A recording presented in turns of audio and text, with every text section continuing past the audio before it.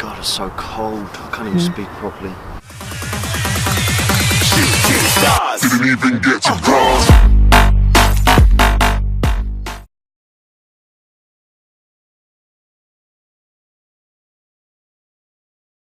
Hi guys, Chris here from Coach My Skills. Coming today here with another short video for you. I've had a couple of requests about this one, so today I'm doing soccer fitness.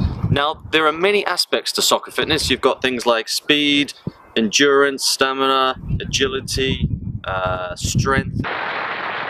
So only today is what I want to focus on is building that base fitness. So if you're starting from like an off season and you're starting to work into a season that's upcoming and you're in pre-season with that and you want to start from the bottom and try and build that base up, that's the sort of fitness that I'm talking about now. So I want to just talk through three different types of training that you can do to help improve that soccer fitness. So just before you get started with any fitness work, of course it's important with these things to warm up properly. Now I'm not going to talk about a warm up today, maybe we'll do that in another video, but make sure that you warm up properly. Certain things like dynamic movements are perfect for this sort of fitness work, so make sure you do that and avoid any injuries. Now I apologize for the wind. It's quite strong here, so hopefully it doesn't affect the sound. Now the first training type that we'll speak about is continuous training. Now the clue is in the title with this one, continuous, as you can see there.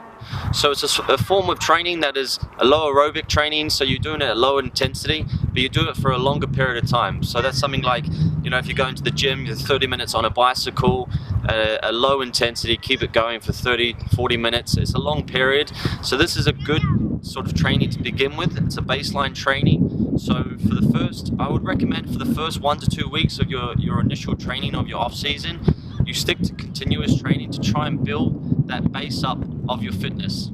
After you've built that base up of your fitness, after 1 to 2 weeks, you can start moving on to these other different types of training I'm about to speak about.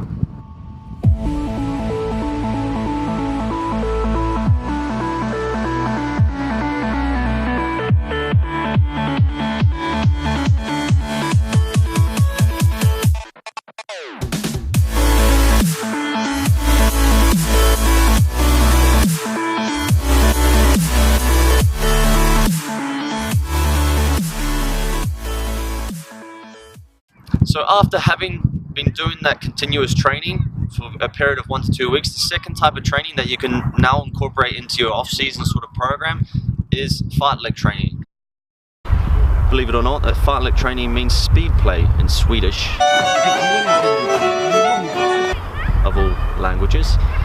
So for me, fartlek runs are like the holy grail for soccer fitness. What they are is basically, it's like a small surge of increased speed, and then you follow that up with coming back to your normal zone and recovering and then trying to repeat again. So it's very much specific to a football game where you're making short dashes, short sprints, and then you want to try and recover as quickly as possible. So they're perfect for football and something that you need to incorporate to build that soccer fitness base up. Now to start off with the fartlek runs, I would recommend just doing things like a 20 minute timed run, and you can do say a 3-minute jog and then do a fartlek run for 1 minute where you increase the speed, run at sort of 70 to 80% of your maximum. That's all it is. It's not a full out maximum run. You're not trying to hit the red line of things. You're not trying to push yourself to the limits. It's at a good pace like that. And then after you've done your minute, you're then going to recover again for those 3 minutes. So it's like I said, it's very specific for football. It's very relevant. So it's something you should definitely incorporate in your training.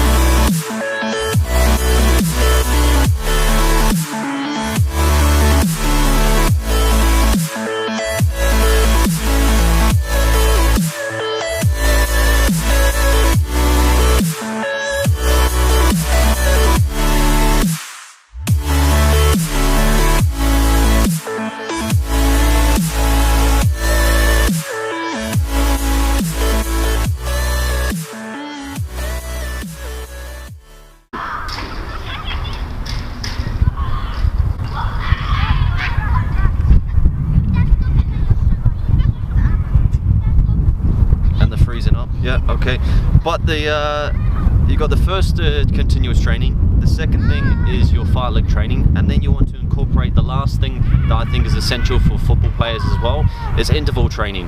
Now, interval training could seem a little bit similar to the fight leg training, but I can assure you it's not. And what that is a higher intense for shorter periods of time, but the rest is almost equivalent to the amount of time that you're working. So for example, you might work for a high intensity of 90%, so you're almost close to your maximum for a minute, but then your rest is only a minute or a minute and a half. So it's a lot more intense, but it's a lot shorter period.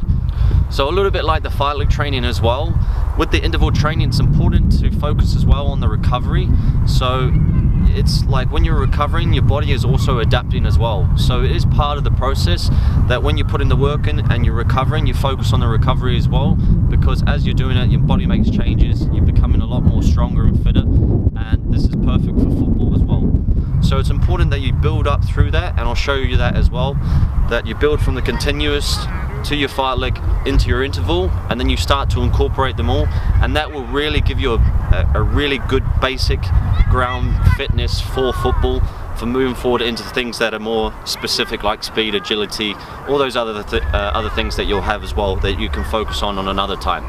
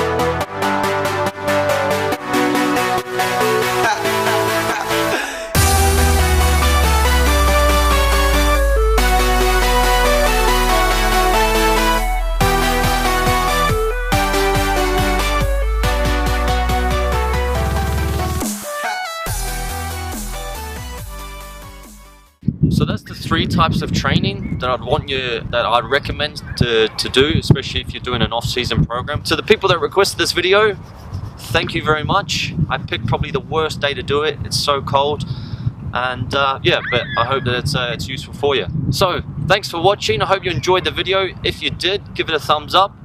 If you feel sorry for me standing in the cold, give me a thumbs up as well, and I'll see you in the next video.